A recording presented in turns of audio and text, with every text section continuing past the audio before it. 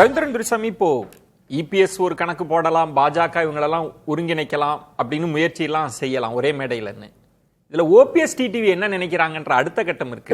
நீங்க சொல்றது சொல்லிட்டே இருக்கிறீங்க. நேத்து அறிக்கை இப்ப இதுல நம்ம சிம்பிளா பார்த்தோம்னா ஓபிஎஸ் இதை விட்டு வெளியே போயிட்டார்.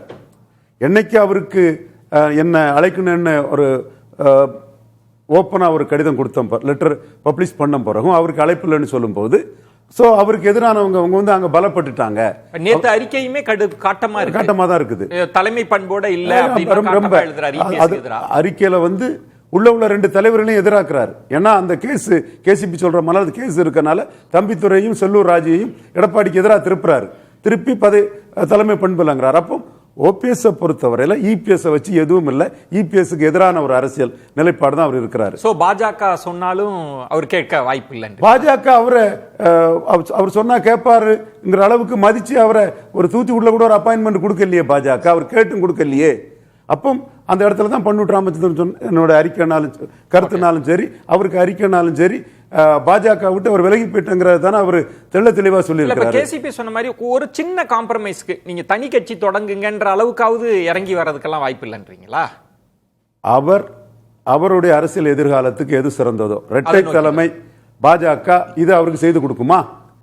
பொதுச் செயலாளர் தேர்தல் செல்லாது, எடப்பாடி பொதுச் செயலாளர் இல்லை, 50-50 தான், அவருக்கு கையெழுத்து போட உரிமை உண்டுன்னா அந்த லாபத்தை எடுத்துக்குவாங்க. இதெல்லாம் யாரு செஞ்சு கொடுக்க முடியும், யாரு ஒத்துப்பாங்க? இதெல்லாம் வாய்ப்பு இல்ல. எல்லாருமே அப்படித்தானே நீங்க கேட்பாங்கன்றீங்க. அப்படி கேட்கும் போது இதுதானே இது, அது தேர்தல் ஆணையம் தான் இது. நீங்க நான் வந்துடுறேன். லாபம் இல்லாத இதை எந்த அரசியல்வாதியும் செய்ய மாட்டாப்ல. அக்யூமுலேட்டிங் பவர், அமாசிங் வெல்த் தான் மாடர்ன் பொலிட்டிக்ஸ். எம்ஜிஆராவது ஜெயலலிதாவாவது ஸ்டாலின் எதிர்ப்பாவது புண்ணாக்காவது ஒண்ணும் கிடையாது. அதிமுக தொண்டர்களே 7% ஸ்டாலினை ஏத்துக்கிட்டாங்க. இன்னும் சிலர் கடந்த காலத்தின் கைதிகளா இருந்து பேசிட்டு இருக்காங்க. என்னோட அருமை நண்பர் கேசிபி. இல்ல இப்ப இதுல டிடிவி தினகரன் குறித்துமே தினகரன் அவர்களோட பல பேட்டிகளை பார்க்கிறப்ப அவர் ஒரு கட்டத்துல நான் என்டிஏவில் இருக்கேன்னு சொன்னவர், இங்க பாருங்க நாங்க யார் தயவுக்காகவும் காத்திருக்கலன்ற இடத்துக்கு அவரும் நகர்றாரு. அதான் அவர் என்ன சொல்றாருன்னா அமித்ஷாவை நம்புறாரு. அவரு அமித்ஷா முதல்ல என்டிஏவோட சிஎம் யாருன்னு சொல்லணும். அந்த சிஎம் கேண்டிடேட் இவருக்கு அக்செப்டபிளான்னு அவர் முடிவு பண்ணுவாரு. So there are so many ifs and but. இதுல என்ன ifs and but? நம்ம தானே சொல்றோம், அமித்ஷா தான் சொல்லியாச்சே, இபிஎஸ் அவர்களை தான் சொல்லியாச்சே. எதிர்பார்க்கிறாரா கடைசி நேரத்துல? எதிர்பார்க்கிறார், அவருக்கு எதிர்பார்ப்பு இருக்கு. சோ அவரு அந்த கணக்குல இருக்காங்களா? ஒருவேளை இபிஎஸ் சொல்லிட்டாங்கன்னா மீண்டும் அமித்ஷாவை உறுதிப்படுத்த சொல்றாரு. இல்ல இபிஎஸ் சொல்லிட்டாங்கன்னா டிடிவி என்ன பண்ணுவாங்க? அப்ப அந்த இடத்துக்குள்ள அவருக்கு என்ன லாபம் இருக்குன்னு பார்த்து, வேற ஆப்ஷன் இருக்கான்னு பார்த்து முடிவு பண்ணுவார். வில்சன், இப்ப இதுல ஓபிஎஸ் அவர்கள் வேற ஆப்ஷனை நோக்கி நகர்ந்துட்டாரு. இனி நம்ம அவரை பேசிட்டு இருக்கோம் இப்படியா அப்படியான்னு, அவர் கடந்து போயிட்டார்ன்ற ஒன்றும். டிடிவி கடைசியா கொடுத்த ஒரு பேட்டியில் வந்து முதல்வர் வேட்பாளரை அமித்ஷா சொல்லணும், எங்களுக்கு கன்வின்ஸா இருந்தா இந்த கூட்டணியில் இருப்பது பற்றி நாங்க முடிவெடுப்போம் அவர் சொல்றார். இல்ல அப்படி அவர் டிடிவி அந்த மாதிரி சொல்லவே இல்லை. இல்ல நான் பார்த்தேன். நான் பார்த்த பேட்டி என்னன்னு சொல்லியிருக்காருன்றீங்க. அவர் சொன்னதை சொல்றேன், வரிக்கு வரி சொல்றேன். அமித்ஷா அவர்கள் முதலமைச்சர் வேட்பாளரை சொல்லணும் முதல்ல. அவர் சொன்னாலும் கூட எங்களுக்கு அது ஏற்றுக்கொள்ளும்படி இருந்தா இந்த கூட்டணியில் இருப்பது பற்றி முடிவெடுப்போம். அமித்ஷா தான் சொல்லிட்டாரு. எத்தனை தடவை சொன்னாரு? விஜயனும் சொன்னாரு. இதுதான் தினகரன் அவர்களோட ஸ்டேட்மெண்ட். அமித்ஷா சொல்லியாச்சு, அது முடிஞ்சு போச்சு. அப்ப அவர் தான் சொல்லணும். இப்ப கேட்ட நிருபர்கள் அதை கேட்கணும். அப்ப அமித்ஷா தான் சொல்லிட்டாருன்னு கேட்கணும். அவர் மீண்டும் ஒரு தடவை அமித்ஷா கேட்கிறாரு. எத்தனை தடவை சொல்லணும்? இன்னும் 2 தடவையா 3 தடவையா? இது விளையாட்டுத்தனமா இருக்கு. என்னதான் நினைக்கிறாரு? அப்படி இல்ல, எல்லாமே என்னன்னா கடைசி கட்ட முடிவுக்காக காத்துட்டு இருக்காங்க. ஏன்னா கடந்த காலத்துல ஒரு நெருடலோட இருந்தோம். அப்படி இருக்கும்போது அந்த இணக்கம் வருது. இல்ல இன்னும் காலம் இருக்குது. இல்ல அதுல என்ன நடந்துரும்? கடைசி கட்டத்துல என்ன மேஜிக் நடந்து எல்லாரும் வரதுக்கான வாய்ப்புனா என்ன நடந்தா இவங்க எல்லாம் ஒண்ணு சேருவாங்க? எவ்வளவு வேணாலும் நடக்கலாம், எத்தனையோ விஷயங்கள் நடக்கலாம். இல்ல சொல்லுங்களேன். ஆமா, இப்போ பாட்டாளி மக்கள் கட்சி வெளியே இருக்குது, தேமுதிக வெளியே இருக்குது. அதே மாதிரி இன்றைக்கு விஜய் அவர்கள் திடீர்னு இப்ப நீங்க சொன்ன மாதிரி நித்யானந்தம் பொங்கின மாதிரி விஜய் வந்து பொங்கிட்டாரு. எதுக்காக பொங்கினாரு? ராகுல் காந்தி மேல எப்படி நடவடிக்கை எடுப்பீங்க, எப்படி பொங்கி இருக்காரு. அப்ப பாருங்க, உள்ளுக்குள்ள இருக்கிற உணர்வு வெளியே வந்துருச்சா இல்லையா? அப்போ அந்த கூட்டணியிலையும் சில ஏற்படலாம். காங்கிரஸ் சிக்னல் கொடுக்கலாம், விஜய் கூட. அதுக்கும் அப்ப அங்க சில மாற்றங்கள் ஏற்படலாம். அதுக்கும் டிடிவி தினகரன் ஓபிஎஸ் அவர்கள் எடுக்கிற முடிவுக்கும் என்ன சம்பந்தம்? எல்லாமே இன்டர்லிங்க்டு தானே, எல்லாமே இன்டர்லிங்க்டு தான். அங்க துரை வைகோ வந்து மோடியை பாக்குறாரு.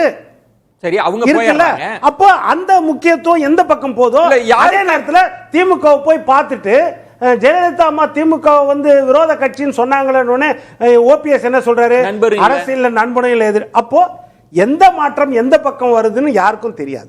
அப்போ இப்பவே நம்ம முடிவா வெளியே சொல்ல வேண்டாம், மனசுக்குள்ள வச்சிருக்கலாம். ஓகே, அந்த வியூகம் எல்லாருக்கும் இருக்கும். நித்யானந்தம், நீங்க என்ன எல்லாருக்கும் நினைக்கிறீங்க? ஆப்ஷன் ஓபன் தான். எல்லாருக்கும் இந்த இடத்துல ஆப்ஷன் ஓபன். நம்ம இபிஎஸ் என்ன டிமாண்ட் வைக்கிறாங்க, பாஜக என்னன்னு பேசுறோம். ஓபிஎஸ் டிடிவிக்கும் டிமாண்ட் இருக்கும்ல, அவங்களும் ஒரு கணக்கு யோசிப்பாங்கல்ல, எங்களுக்கு இதெல்லாம் இருந்தாதான் வரணும் அப்படின்னு யோசிச்சாங்கன்னா. இன்றைக்கு தமிழக தேர்தல் வரும்போது முக்கியமாக இருக்க வேண்டியது ஸ்டாலினை அகற்ற வேண்டுமா, அவருக்கு சிகப்பு கம்பளம் விரித்து அமர வைக்க வேண்டுமா என்ற கேள்விக்கு தான் எல்லாருமே பதில் சொல்லி ஆகணும், எதிர்கட்சியெல்லாம். அப்போது ஞாலம் கருதினும் கைகூடும், காலம் கருதி எடுத்தால் செய்யலாம். சரி, அதனால ஓபிஎஸ் வருவாரா, தினகரன் மேடையில் வருவாரா அப்படின்னா எந்த நேரத்தில் வருவாங்களோ அந்த நேரத்தில் வந்து லேட்டா வந்தாலும் லேட்டஸ்டா இல்ல. வந்து நான் கேட்கிறேன், நீங்க ஃபிக்ஸ் பண்ணிட்டீங்க ஸ்டாலின் அரசை அகற்ற வேண்டும்ன்றது அஜெண்டா கோல் செட் ஆயிடுச்சு இல்ல, பிறகு எதுக்காக காத்திருக்கிறாங்கன்னு கேட்கிறேன். ஒண்ணு. ரெண்டாவது, நம்ம பேசுற இந்த முக்கியமான இஷ்யூன்றது சார், திரு பன்னீர்செல்வம் அவர்களுக்கு தான் கட்சியில ஒருங்கிணைப்பாளராக மீண்டும் வர வேண்டும்ன்றது முக்கியமா, இந்த அணியில ஒரு கூட்டணியில இருந்துகிட்டு திமுக அரசை வீழ்த்தணும்ன்றது முக்கியமா? எதுக்கு பிரையாரிட்டி கொடுப்பார் சொல்லுங்க? ஓபிஎஸ் எடப்பாடி ரெண்டு பேர்ல இன்னைக்கு கட்சியை கையாண்டு கொண்டிருப்பது யாரு? எடப்பாடி அவர்கள். சரி, அதிக எண்ணிக்கையில் உறுப்பினர்கள் இருப்பது எடப்பாடி அவர்கள்ட்ட தான். இனி இது வரைக்கும் அவருடைய பயணங்கள்லாம் பார்க்கும்போது அப்படிதான் இருக்கு. அதனால ஓபிஎஸ் அதை பார்ப்பாரா, எடப்பாடி அதை பார்ப்பாரான்னா எடப்பாடி தான் முதல்ல பார்க்கணும். ஏன்னா அவர் வாய்ப்பு தான் நழுவ போக போகுது. அவர் தான் முக்கியம். ஓபிஎஸ்க்கு வாய்ப்பு, முதலமைச்சராக வாய்ப்புன்னு யாருமே பேச காணும். அவர் தான், எடப்பாடி தான் முதலமைச்சர் வேட்பாளர் அதிமுக இன்னைக்கு இருக்க அதிமுகன்னு சொல்லுது.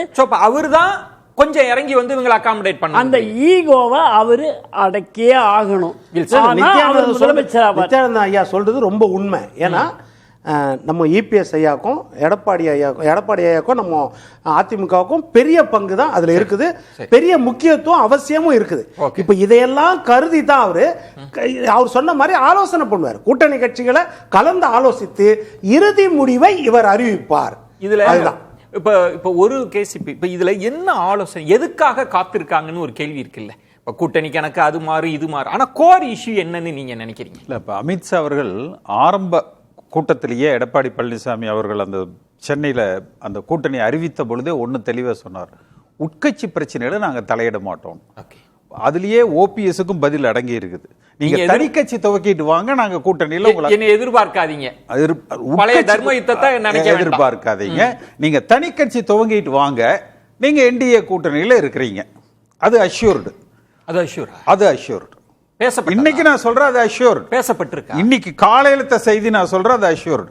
நாளை காலையில ஓபிஎஸ் வந்து தனி கட்சி துவக்கிட்டு வர சொல்லுங்க, குறைஞ்சது 3 சீட்டு, அதிகபட்சம் 5 சீட்டு அவருக்கு உண்டு. ஒன்று. திமுகவே 5 சீட்டு கொடுத்துருச்சுன்னா பன்னீர்செல்வம் வந்து நான் கடுமையான வார்த்தைகளை அதாவது அவர் ஒரு சாதாரண டீ கடை வச்சிருந்த பன்னீர்செல்வத்தை 3 முறை முதலமைச்சராக அமர்த்தி அழகு பார்த்தது அதிமுக. ஒரு கேவலம் ஒரு எம்எல்ஏ போஸ்டுக்காக வந்து அவர் திருப்பி போய் திமுக அவர் சந்திச்சதுலயே இப்ப இதே திரு ஓபிஎஸ் அவர்கள் பாஜக விட்டு வெளியில வந்த பொழுது பாஜக கூட்டணியை நான் எதிர்க்கிறேன், பாஜக அதிமுகவை பிளக்கிறது, மதவாத சக்திகள் அதிமுகவை அழிக்கிறதுன்னு பாஜகவுக்கு எதிராக நின்றிருந்தாருன்னா குறைஞ்சபட்சம் இப்ப ஒரு நல்ல தலைவராக நின்று. ஆனா மாறாக அவர் பாஜகவை எதிர்ப்பதற்கு பயந்துட்டு திரு ஸ்டாலின் அவர்களை சென்று சந்திக்கிறார். அப்ப அதே கடைசி அப்ப பாஜகவை எதிர்க்கிற துணிவு திரு ஓபிஎஸ் அவர்களிடத்துல இல்ல. அப்ப கடைசியில பாஜக ஒரு கட்டளையிட்டால் அதை சிரம் மேற்கொண்டு ஓபிஎஸ் செய்திருவார். நீங்க 5 இன்னைக்கு இந்த தேதியில உறுதியா இருக்கின்றீங்க. டிடிவிக்கு எவ்வளவு கணக்கு வச்சிருக்காங்க, எத்தனை சீட்டுன்றது? இல்ல அது எல்லாமே நானே சொன்னாங்க. ஒரு ஃபேக்டர் நம்ம மறந்துடுறோம், சசிகலா ஃபேக்டர் மறந்துடுறோம். ஓபிஎஸ் இந்த எடப்பாடி வந்து ஒரு பேக்கப் வச்சிருக்காரு. சசிகலாவை ஆதரவா பிரச்சாரத்துக்கு அழைத்துக் கொள்ளலாமா என்கிற ஒரு பார்வை. 2026 எலெக்ஷன் நிறைய யார் மனசுல யாரு, அதுதான் பெரிய இதா இருக்கும்னு நினைக்கிறேன்.